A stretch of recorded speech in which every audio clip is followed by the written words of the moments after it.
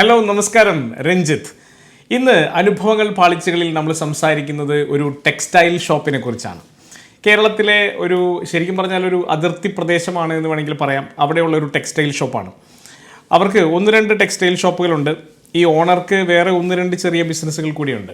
അപ്പോൾ textile shop എന്ന് പറഞ്ഞാൽ വളരെ വലുതൊന്നുമല്ല, ഏകദേശം ഒരു 3000-4000 സ്ക്വയർ ഫീറ്റൊക്കെ ഉള്ള ഒരു ടെക്സ്റ്റൈൽ ഷോപ്പാണ്.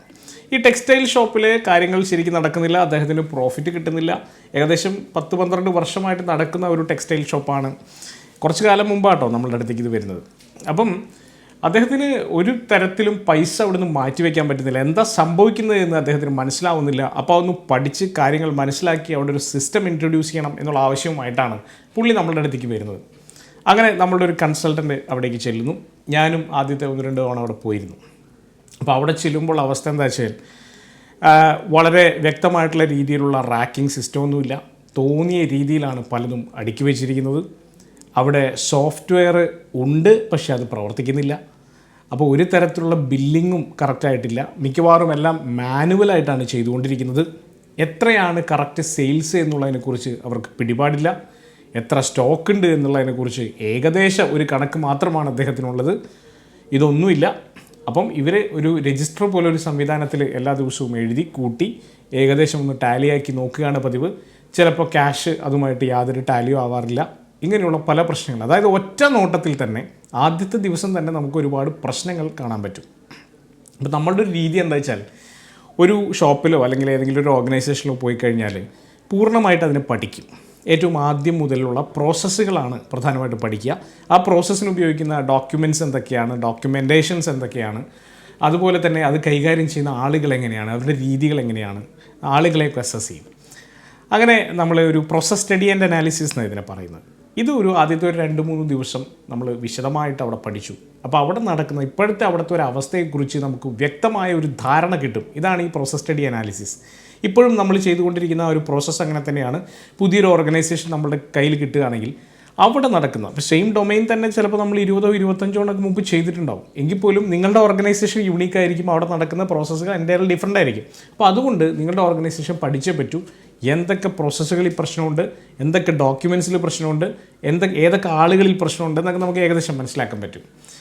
അപ്പോൾ സാധാരണഗതിയിൽ രസമാണ് നമ്മൾ ആളുകളായിട്ട് ഇൻട്രാക്ട് ചെയ്യുമ്പോൾ. കാരണം ഒരു കൺസൾട്ടൻറ്റ് വരുന്നു എന്ന് പറയുമ്പോൾ തന്നെ ആളുകൾക്കൊരു റെസിസ്റ്റൻസ് ഉണ്ടാവും. അപ്പോൾ ഞങ്ങൾ പലപ്പോഴും കണ്ടിട്ടുള്ളത് 3 തരത്തിലുള്ള ആളുകളെയാണ്. ഒന്ന്, ഞങ്ങളോട് തീരെ സഹകരിക്കാത്ത ആളുകൾ. അതായത് ഒരു ദേഷ്യമൊക്കെ കാണിച്ചുകൊണ്ട് ഇൻഫർമേഷൻ കറക്റ്റായിട്ട് പറഞ്ഞു തരാത്ത ആളുകളുണ്ട്. അവർക്ക് നമ്മൾ വരുന്നതിലൊരു ഇൻസെക്യൂരിറ്റി ഉണ്ട്, ദേഷ്യമുണ്ട്. ഇതൊക്കെ എന്തിനാ ഇങ്ങനൊരു പുതിയൊരു സംവിധാനം നമ്മളൊക്കെ ഇവിടെ നന്നായി ചെയ്യുന്നില്ലേ എന്നുള്ളൊരു സംഭവമുണ്ട്. മറ്റൊരു കൂട്ടം ആളുകളുണ്ട്, അവർക്ക് പ്രത്യേകിച്ച് മാറ്റമൊന്നുമില്ല, നല്ല കാര്യം എന്നുള്ള രീതിയിലൊക്കെ സംസാരിക്കുന്ന ആളുകൾ, ന്യൂട്രലായിട്ട് നിൽക്കുന്ന ആളുകൾ. മറ്റൊരു കൂട്ടം ആളുകൾ വളരെ ഭംഗിയായിട്ട് നമ്മളോട് സംസാരിക്കുകയും നിങ്ങൾ വന്നത് നന്നായി, നിങ്ങളെ വെയിറ്റ് ചെയ്തിരിക്കുകയായിരുന്നു എന്നൊക്കെ പറയുകയും ചെയ്യുന്ന ആളുകൾ. അങ്ങനെ ഇവിടെ നോക്കിയപ്പോൾ പ്രധാനമായിട്ട് 2 തരത്തിലുള്ള ആളുകളെ കണ്ടത്. ഈ നടുവിൽ നിൽക്കുന്ന ന്യൂട്രൽ ആളുകൾ കുറവാണ് ഇവിടെ. ഒരു പറ്റം ആളുകൾ അതിശക്തമായിട്ട് നമ്മളോട് വിയോജിപ്പ് പ്രകടിപ്പിക്കുന്നു.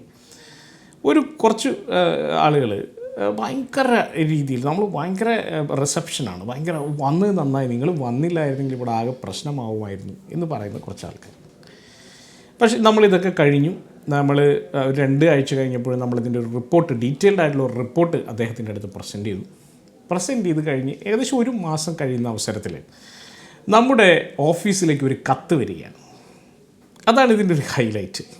കത്ത് ഞങ്ങൾ പൊട്ടിച്ച് വായിച്ച് നോക്കിയപ്പോൾ ഒരു ഊമക്കത്താണ്. അതായത് ആരാണ് എഴുതിയിരിക്കുന്നതെന്ന് അറിവില്ല. പക്ഷേ ഞങ്ങളുടെ അവിടെ പോയിട്ടുള്ള കൺസൾട്ടൻറ്റിനെ പറ്റിയാണ് ഈ ഊമക്കത്ത്. കൺസൾട്ടൻറ്റിനെ തട്ടിക്കളയും എന്നുള്ള രീതിയിൽ വരെയുള്ള ഊമക്കത്ത്. നീ ഇനി അവിടുത്തെ ബസ് സ്റ്റാൻഡിൽ ഇറങ്ങുമ്പോൾ സൂക്ഷിച്ച് ഇറങ്ങണം എന്നുള്ള രീതിയിലുള്ള ഭീഷണി ഒക്കെ ആയിട്ടുള്ള ഒരു കത്താണ്. അപ്പം നിങ്ങളെക്കുറിച്ച് ഞങ്ങൾക്കറിയാം എന്നുള്ള രീതിയിലൊക്കെ വളരെ മോശമായിട്ടുള്ള രീതിയിലൊക്കെ കൺസൾട്ടൻറ്റിനെ കുറിച്ച് പറഞ്ഞുകൊണ്ട് ഇയാൾ ചെറിയൊരു ഭീഷണിയൊക്കെ ഇട്ടിട്ടുള്ളൊരു കത്ത്. അപ്പം ഞങ്ങൾക്ക് ഏകദേശം പിടികിട്ടി ഇത് നമ്മളുടെ ഏതെങ്കിലും ക്ലയൻ്റ് ആയിരിക്കും. കാരണം ക്ലയൻറ്റിൻ്റെ ഏതെങ്കിലും സ്റ്റാഫായിരിക്കും. കാരണം നമുക്ക് അവിടെ ചെല്ലുമ്പോൾ നമ്മൾ പല കാര്യങ്ങളും ചെയ്യുന്ന സമയത്ത് അവരുടെ എന്തെങ്കിലും പ്രശ്നങ്ങൾ പിടിക്കപ്പെട്ടാലോ എന്നുള്ളൊരു പേടിയായിരിക്കാം ഇതിന് കാരണം. അതിന് ഹാൻഡ് റൈറ്റിംഗ് ഒക്കെ നമ്മൾ അനലൈസ് ചെയ്തു. നമുക്ക് പ്രത്യേകിച്ച് ഒരു ക്ലൂ ഒന്നും കിട്ടിയില്ല. ആരാണിത് ചെയ്തിട്ടുണ്ടാവുക എന്നുള്ളൊരു ക്ലൂ ഒന്നും കിട്ടിയില്ല. കാരണം അവിടെ കുറേ ആൾക്കാരുണ്ട്, ഒരു 10-30ഓളം സ്റ്റാഫ് അവിടെയുണ്ട്. അതിലാരാണിത് ചെയ്തത് എന്നുള്ളതിനെക്കുറിച്ച് വ്യക്തമായ ധാരണയൊന്നുമില്ല. കുറച്ച് ദിവസങ്ങൾ കടന്നുപോയി. അപ്പോൾ ഒരു ദിവസം നമ്മളവിടെ ഒരു ആക്ടിവിറ്റിയുടെ ഭാഗമായിട്ട് നമ്മൾ അവരുടെ അഭിപ്രായങ്ങൾ, ആ ഷോപ്പ് ഇമ്പ്രൂവ് ചെയ്യാനും ഡിസ്പ്ലേ ഇമ്പ്രൂവ് ചെയ്യാനും അവരുടെ അഭിപ്രായങ്ങൾ എന്തൊക്കെയാണെന്നുള്ള ഒരു ഫീഡ്ബാക്ക് എടുക്കുകയും അത് ഒന്ന് എഴുതി തരാൻ പറയുകയും ചെയ്തു. അത് അതിൻ്റെ ഭാഗമായിട്ട് തന്നെ പറഞ്ഞതാണ്. ഇതിനു വേണ്ടി ഐഡൻറ്റിഫൈ ചെയ്യാൻ വേണ്ടി പറഞ്ഞൊന്നുമല്ല. പക്ഷേ രസകരമായ കാര്യം, ഇത് എഴുതി ഞങ്ങളിങ്ങനെ അനലൈസ് ചെയ്തുകൊണ്ടിരിക്കുന്ന സമയത്ത് ഒരു വളരെ യാദൃശ്ചികമായിട്ട് ഞങ്ങൾക്കൊരു സാദൃശ്യം കണ്ടെത്താനായി. ഈ കത്ത് എഴുതിയിരിക്കുന്ന, ഈ ഊമക്കത്ത് എഴുതിയിരിക്കുന്ന ആൾ പർപ്പസ്ഫുള്ളി ഹാൻഡ് റൈറ്റിംഗ് ഒന്ന് മാറ്റി എഴുതാൻ ശ്രമിച്ചിട്ടുണ്ട്. പക്ഷേ അവർക്കൊരു ചെറിയ അബദ്ധം പറ്റി. കാരണം ഈ ചില്ലക്ഷരങ്ങൾ എഴുതുന്ന സമയത്ത് ശരിക്കും പറഞ്ഞാൽ ആ ഊമക്കത്ത് ഇവിടെ കുറച്ച് നാൾ മുമ്പ് വരെ ഉണ്ടായിരുന്നു. ഇങ്ങനൊരു സീരീസ് ചെയ്യണമെന്നുള്ളൊരു പ്ലാൻ ഉണ്ടായിരുന്നില്ലാത്തതുകൊണ്ട്, അല്ലെങ്കിൽ അത് സൂക്ഷിച്ച് വയ്ക്കായിരുന്നു, കാണിച്ചു തരായിരുന്നു. അപ്പം ആ ചില്ലക്ഷരം എഴുതുന്ന സമയത്ത് സാധാരണ എൽ എന്നൊക്കെ എഴുതുന്ന സമയത്ത് ആ മുകളിൽ പോയിട്ട് ഇവരിങ്ങനെ ഒരു കെട്ട്, അതിൻ്റെ മുകളിലൊരു കെട്ടിടും. ഇത് അന്നേ ഞങ്ങൾ ആ ഊമക്കത്തിൽ ശ്രദ്ധിച്ചിരുന്നു. ഇത് എഴുതി വന്ന ഈ ഒരു ഫീഡ്ബാക്ക് ഫോമിനകത്ത് ഇതുപോലെ കെട്ടുള്ള ചില്ലക്ഷരങ്ങൾ. അപ്പം ഞങ്ങൾക്ക് സംശയം തോന്നി, ഈ പേഴ്സൺ ആയിരിക്കുമോ ഈ ഊമക്കത്ത് എഴുതിയത്? ആ പേഴ്സൺ ആരാണെന്നുള്ളത് നമ്മൾ സെർച്ച് ചെയ്യാൻ ആരംഭിച്ചു. അങ്ങനെ നോക്കിയപ്പോൾ ഗിരിജ എന്ന് പറയുന്ന ഒരു സ്ത്രീയാണ്. ഗിരിജ അവിടുത്തെ ഒരു സെയിൽസ് സ്റ്റാഫാണ്. ഗിരിജ ഒരു 10-40 വയസ്സൊക്കെ ഉള്ളൊരു സ്ത്രീയാണ്. കാണാൻ അത്യാവശ്യം കൊള്ളാവുന്ന ഒരു സ്ത്രീ, അത്യാവശ്യം വെളുത്ത് നല്ല പ്ലസൻ്റ് ആയിട്ടുള്ളൊരു ഫേസൊക്കെയുള്ള, ആളുകളോട് വളരെ ഭംഗിയായിട്ട് സംസാരിക്കുന്ന, നേരത്തെ ഞാൻ പറഞ്ഞ കാറ്റഗറിയിൽ നമ്മളോട് വളരെ ഭംഗിയായിട്ട് സഹകരിക്കുകയും സംസാരിക്കുകയും ഒക്കെ ചെയ്ത ഒരു സ്ത്രീയാണ്. ഞങ്ങൾക്ക് തോന്നി ഗിരിജ അങ്ങനെ ചെയ്യാൻ സാധ്യതയുണ്ടോ? പക്ഷേ ഞങ്ങളുടെ ഒരു കൺസൾട്ടൻസിയുടെ ഒരു രീതി പ്രകാരം, ഞങ്ങളുടെ ഒരു അനുഭവ പ്രകാരം വളരെ ഭംഗിയായിട്ട് നമ്മളോട് സംസാരിക്കുകയും സഹകരിക്കുകയും ഓവറായിട്ട് കാണിക്കുന്ന ആളുകൾ കുറച്ച് ഡേഞ്ചറസ് ആയിട്ടാണ് ഞങ്ങളെപ്പോഴും അവർ കാറ്റഗറൈസ് ചെയ്യാറുള്ളത്. അതുകൊണ്ട് ഒരു പക്ഷേ ഇത് ഗിരിജ ആയിക്കൂടെ എന്നുള്ളൊരു സംശയം നമ്മളുടെ കയ്യിൽ ഉടലെടുത്തു. അപ്പോൾ ഈ ഗിരിജ അങ്ങനെ ഒരു ഊമക്കത്ത് എഴുതണമെങ്കിൽ തീർച്ചയായിട്ടും ഗിരിജയിലൂടെ പോകുന്ന എന്തെങ്കിലും ഒരു പ്രശ്നം അവിടെ ഉണ്ടാവണം തീർച്ചയായിട്ടും എന്ന് ഞങ്ങൾക്ക് തോന്നുകയും ചെയ്തു. ഒരുപാട് പ്രശ്നങ്ങൾ അവിടെ നടക്കുന്നുണ്ട് എന്നുള്ളത് എവിഡൻ്റാണ്. പക്ഷേ ഗിരിജയ്ക്ക് സ്പെസിഫിക് ആയിട്ട് എന്തെങ്കിലും പ്രശ്നമുണ്ടോ? അങ്ങനെ അവിടെ ക്യാമറകളുണ്ട്, സെക്യൂരിറ്റി CCTV ക്യാമറകളൊക്കെ ഉണ്ട്. ഞങ്ങൾ ആ ക്യാമറകൾ ഒന്ന് ചെക്ക് ചെയ്യാൻ ആരംഭിച്ചു. അപ്പോൾ ഗിരിജ വർക്ക് ചെയ്യുന്നത് അണ്ടർ ഗാർമെൻസിൻ്റെ സെക്ഷനിലാണ്. അണ്ടർ ഗാർമെൻസിൻ്റെയും ഈ സ്റ്റോക്ക് കീപ്പിംഗ് കൂടി ഗിരിജയുടെ ചുമതലയിൽ വരുന്നുണ്ട്. കാരണം അത് അടുത്തടുത്താണ്. വെയർ ഹൗസ് എന്ന് പറയുന്നത് അതിനപ്പുറത്ത് കുറച്ച് സ്റ്റോക്ക് വെച്ചിട്ടുണ്ട്, അതിനോട് ചേർന്നാണ് ഈ അണ്ടർ ഗാർമെൻസിൻ്റെ സെക്ഷനുള്ളത്. അപ്പം ക്യാമറകളുണ്ട്. ഈ അണ്ടർ ഗാർമെൻറ്റ് സെക്ഷൻ്റെ അവിടേക്ക് തിരിഞ്ഞിരിക്കുന്ന ക്യാമറയുണ്ട്. ഞങ്ങളതൊന്ന് വിശദമായിട്ട് പഠിച്ചു, ഗിരിജ എന്ത് ചെയ്യുന്നു എന്നുള്ളത്. അപ്പോൾ ഗിരിജ ഇടയ്ക്ക് ഒരു സ്ഥലത്തേക്ക് പോകുന്നുണ്ട്. അതായത് അവിടേക്ക് ക്യാമറയുടെ വിഷനില്ല, അവിടേക്ക് ഇടയ്ക്കിടയ്ക്ക് പോകുന്നുണ്ട് ഗിരിജ. എല്ലാ ദിവസവും അത് പതിവായിട്ട് പോകുന്നുണ്ട്. പ്രത്യേകിച്ച് അങ്ങനെ പോകേണ്ട കാര്യമില്ല, ആ ഒരു ഭാഗത്തേക്ക് പോകേണ്ട കാര്യമില്ല. അത് ഈ വെയർ ഹൗസിൻ്റെ സൈഡിലുള്ള ഒരു റാക്കുകൾ 2 കൂട്ടി വെച്ചിട്ടുള്ള ഒരു ചെറിയൊരു ഇടനാഴി പോലുള്ളൊരു സ്ഥലമാണ്. ആ സ്ഥലത്തേക്കാണ് പോകുന്നത്. അപ്പോൾ ക്യാമറയിലാണ് നമ്മളിത് മനസ്സിലാക്കിയത്. അങ്ങനെ നമ്മൾ പിറ്റേ ദിവസം അവിടെ ഒന്നും അറിയാത്ത പോലെ അവിടെ ചെന്ന് നിന്ന് ഗിരിജയെ ഒബ്സർവ് ചെയ്തു. ഗിരിജയെ ഒബ്സർവ് ചെയ്തപ്പോൾ ഗിരിജ അങ്ങോട്ട് പോകുന്നുണ്ട്, ഗിരിജ തിരിച്ചു വരുന്നുണ്ട്. അപ്പോൾ എന്തോ സംഭവം നടക്കുന്നുണ്ട് എന്നുള്ളൊരു ഫീലിംഗ് നമുക്കുണ്ടായി. എന്തോ ഭീകരമായൊരു സംഭവമാണ് എന്നുള്ളൊരു ഫീലാണ് നമുക്കുണ്ടായത് ആ സമയത്ത്. പിന്നീട് ഒബ്സർവ് ചെയ്തപ്പോൾ നമുക്ക് മനസ്സിലായ ഒരു കാര്യം, ഗിരിജ ഒരു രസകരമായിട്ടുള്ള കാര്യം കുറേ കാലമായിട്ട് ചെയ്തുകൊണ്ടിരിക്കുകയാണ്. ഗിരിജ അവിടുന്ന് അണ്ടർവെയർ മോഷ്ടിച്ചുകൊണ്ടിരിക്കുകയാണ്. എല്ലാ ദിവസവും ഗിരിജ ഒരു 3-4 അണ്ടർവെയർ വെച്ച് പാക്കറ്റിൽ നിന്ന് പൊട്ടിച്ച് സ്വന്തമായി ഇട്ട് കൊണ്ടുപോകും എന്നുള്ളതാണ് ഗിരിജയുടെ രീതി. അപ്പോൾ എന്തിനാണ് ഗിരിജ ഈ അണ്ടർവെയർ മോഷ്ടിക്കുന്നതെന്ന് അന്വേഷിച്ചപ്പോഴാണ് അവിടുന്ന് ഏകദേശം ഒരു 10-15 കിലോമീറ്റർ മാറിയിട്ട് ഒരു ഗ്രാമത്തിലാണ് ഇവർ താമസിക്കുന്നത്. ഇവരുണ്ട്, ഇവരുടെ അമ്മയുണ്ട്, എനിക്ക് തോന്നുന്നു വിവാഹം കഴിക്കാത്ത ഒരു സഹോദരിയുമുണ്ട്. അവരവിടെ ചെറിയൊരു കട നടത്തുന്നുണ്ട്. ഈ കടയിൽ ബേസിക് ആയിട്ടുള്ള ഇന്നർ ഗാർമെൻറ്റ്സും കാര്യങ്ങളുമൊക്കെ വിൽക്കുന്നുണ്ട്. അവിടേക്കുള്ള പ്രധാനപ്പെട്ട സോഴ്സ് ഈ ഗിരിജയുടെ മോഷണമാണ് എന്നുള്ളതാണ് സത്യം. അത് ഞങ്ങൾ വളരെ വിദഗ്ധമായി നിരീക്ഷിച്ച് മനസ്സിലാക്കിയൊരു സംഭവമാണ്. അപ്പം നമ്മൾ നോക്കുന്ന സമയത്ത് ഇതൊന്നും കാണാൻ സാധിക്കില്ല. ആ ഇടനാഴിയിലൂടെ പോയി അപ്പുറത്തൊരു ചെറിയ ബാത്റൂമുണ്ട്. ആ ബാത്റൂമിനകത്ത് വെച്ചാണ് ഗിരിജ ഈ പരിപാടി മുഴുവൻ ചെയ്യുന്നത്. ഇത് സ്ഥിരമായി അവിടെ നടന്നുകൊണ്ടിരുന്നു. ഗിരിജയുമായിട്ട് പിന്നെ കൂടുതൽ സംസാരിച്ചു. പിടിച്ച് റെഡ് ഹാൻഡഡായി ഒരു ദിവസം പിടിച്ചതിന് ശേഷം ഗിരിജയോട് ചോദിച്ചപ്പോൾ ഗിരിജ പറഞ്ഞ് ഏകദേശം 1 വർഷത്തിലധികമായിട്ട് ഞാൻ ഈ ആക്ടിവിറ്റി ചെയ്യുന്നുണ്ടെന്നുള്ളതാണ്. അപ്പം മിക്ക ദിവസങ്ങളിലും അവിടെ നിന്ന് മോഷ്ടിക്കപ്പെടുന്നുണ്ട്. അതിനു മുമ്പ് രസകരമായൊരു കാര്യം, അപ്പോൾ ഞങ്ങൾക്ക് പെട്ടെന്ന് കണക്ട് ചെയ്യാൻ പറ്റി. അതിന് കാരണം എന്താ വെച്ച് കഴിഞ്ഞാൽ ഞങ്ങളിതിൻ്റെ ഓർഡർ ലെവലുകൾ നോക്കും, ഓരോ കാറ്റഗറി വൈസായിട്ടുള്ള ഓർഡേഴ്സ് നോക്കുമ്പോൾ സാധാരണയിൽ കവിഞ്ഞ് ഇന്നർ ഗാർമെൻറ്റ്സിൻ്റെ ഓർഡറുകൾ പോകുന്നതായിട്ട് നമുക്ക് അന്ന് തോന്നിയിരുന്നു. കാരണം ബാക്കിയുള്ള സാധനമായിട്ട് കമ്പയർ ചെയ്യുമ്പോൾ ഇന്നർ ഗാർമെൻറ്റ്സ് അത്ര മൂവ് ചെയ്യേണ്ടതല്ല, അതിനേക്കാൾ കൂടുതൽ മൂവ്മെൻറ്റ് ഉണ്ട്. അപ്പോൾ ഞങ്ങൾ വിചാരിച്ചു ഇനിയിപ്പോൾ ഈ സ്ഥലത്തുള്ള ആളുകൾ കൂടുതൽ ഇന്നർ ഗാർമെൻറ്റ്സ് ഉപയോഗിക്കുന്ന എന്തെങ്കിലും പ്രത്യേകതയുണ്ടോ, ഈ തണുപ്പ് കാരണം ഇന്നർ ഗാർമെൻറ്റ് ഇടുന്നതാണ്, ഇങ്ങനെയുള്ള പല സംശയങ്ങളും നമുക്കുണ്ടായി. പിന്നെയാണ് നമുക്ക് മനസ്സിലായത് ഗിരിജയുടെ ഈ പരിപാടി കാരണമാണ് ഇന്നർ ഗാർമെൻറ്റ്സ് മൂവ്. അതിൽ നിന്ന് അത് ഞാനൊരു ചെറിയ ഒരു രസകരമായ ഇൻസിഡൻ്റായി പറഞ്ഞതേ ഉള്ളൂ. പക്ഷേ ഇത് നമ്മൾ രസകരമായ ഒരു ഇൻസിഡൻ്റ് ആണെങ്കിലും ഇത് ചൂണ്ടിക്കാണിക്കുന്നത് നമ്മളുടെയൊക്കെ ഇത്തരത്തിലുള്ള ഷോപ്പുകളിൽ വലിയ തെഫ്റ്റുകൾ സംഭവിക്കുന്നുണ്ടാവും. തെഫ്റ്റ് നിയന്ത്രിക്കുക എന്ന് പറയുന്നത് ഈ പറയുന്ന സെക്യൂരിറ്റി ക്യാമറകളും മറ്റുള്ള പല സിസ്റ്റംസും കൊണ്ട് നിയന്ത്രിക്കാം. പക്ഷെ ഒരു തെഫ്റ്റ് നടന്നു കഴിഞ്ഞാൽ അത് അറിയണമെങ്കിൽ നമുക്ക് പ്രോപ്പറായിട്ടുള്ളൊരു സിസ്റ്റം വേണം, ഒരു ഇൻവെൻട്രി മാനേജ്മെൻറ്റ് സിസ്റ്റം വേണം.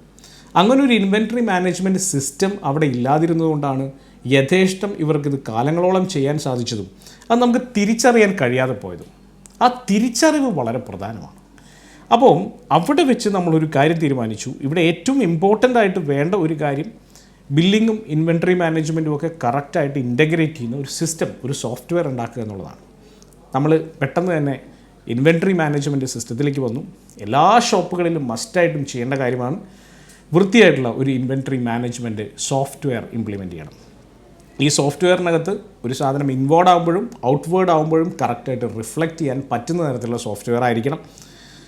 അപ്പോൾ എന്ത് ഒരു സാധനം നമ്മളുടെ വെയർ ഹൗസിനകത്തേക്ക് അല്ലെങ്കിൽ ഷോപ്പിനകത്തേക്ക് വന്നാലും അത് ആ സിസ്റ്റത്തിനകത്ത് റിഫ്ലക്റ്റ് ചെയ്യണം.